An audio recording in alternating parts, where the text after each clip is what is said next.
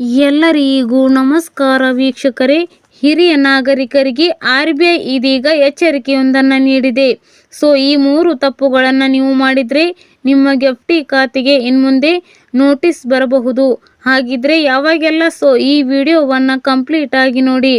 Banking ನಿಯಂತ್ರಣ ಮಂಡಳಿ ಮತ್ತು ಬ್ಯಾಂಕುಗಳು ಫಿಕ್ಸ್ಡ್ ಡೆಪಾಸಿಟ್ ಖಾತೆಗಳ ಮೇಲೆ, ವಿಶೇಷವಾಗಿ ಹಿರಿಯ ನಾಗರಿಕರ ಖಾತೆಗಳ ಮೇಲೆ ನಿಗಾವನ್ನು ಬಿಗಿಗೊಳಿಸಿದೆ.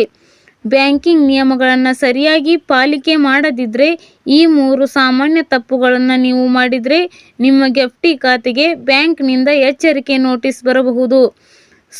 ಈ ನಿಯಮಗಳು ಹಿರಿಯ ನಾಗರಿಕರಿಗೆ ನೀಡಲಾಗುವ ಹೆಚ್ಚಿನ ಬಡ್ಡಿ ದರಗಳ ದುರುಪಯೋಗವನ್ನು ತಡೆಯಲು ಮತ್ತು ನಿಜವಾದ ಫಲಾನುಭವಿಗಳನ್ನು ಪತ್ತೆ ಹಚ್ಚಲು ನೆರವಾಗುತ್ತದೆ.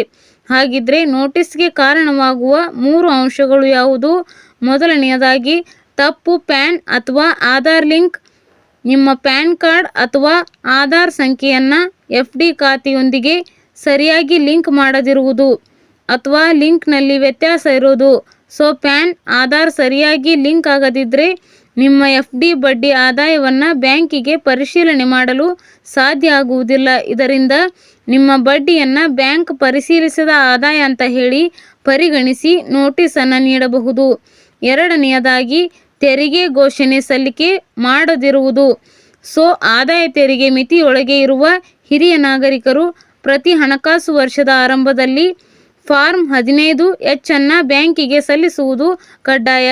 ನೀವು ಫಾರ್ಮ್ 15H ಅನ್ನು ಸಲ್ಲಿಕೆ ಮಾಡದಿದ್ದರೆ ನಿಮ್ಮ FDಯ ಬಡ್ಡಿಯ ವಾರ್ಷಿಕ 50,000 ಹಿರಿಯ ನಾಗರಿಕರಿಗೆ ಮಿತಿ ಮೀರಿದರೆ ಬ್ಯಾಂಕ್ ಕಡ್ಡಾಯವಾಗಿ TDS ಕಡಿತಗೊಳಿಸುತ್ತೆ.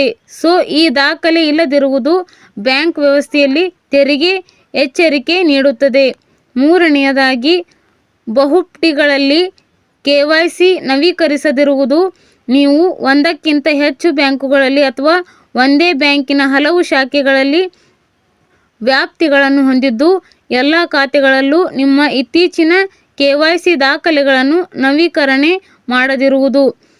ನಿಮ್ಮ ಮಾಹಿತಿ ಎಲ್ಲ ಖಾತೆಗಳಲ್ಲಿ ಒಂದೇ ರೀತಿ ಇಲ್ಲದಿದ್ದರೆ ಬ್ಯಾಂಕಿನ ವ್ಯವಸ್ಥೆಯು ಅದನ್ನು ನಿಷ್ಕ್ರಿಯ ಅಂತ ಹೇಳಿ ಘೋಷಣೆ ಮಾಡುತ್ತೆ. ಹಾಗಾಗಿ ಕೂಡಲೇ KYC ನವೀಕರಿಸುವಂತೆ ನೋಟಿಸ್ ನೀಡಬಹುದು.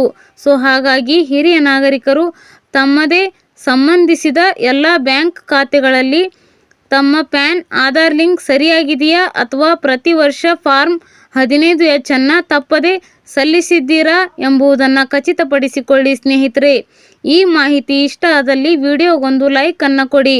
ಅದೇ ರೀತಿ ಮತ್ತಷ್ಟು ಅಪ್ಡೇಟ್ಗಾಗಿ ನಮ್ಮ ಚಾನಲನ್ನು ಕೂಡ ನೀವು ಸಬ್ಸ್ಕ್ರೈಬ್ ಮಾಡ್ಕೊಳ್ಳಿ.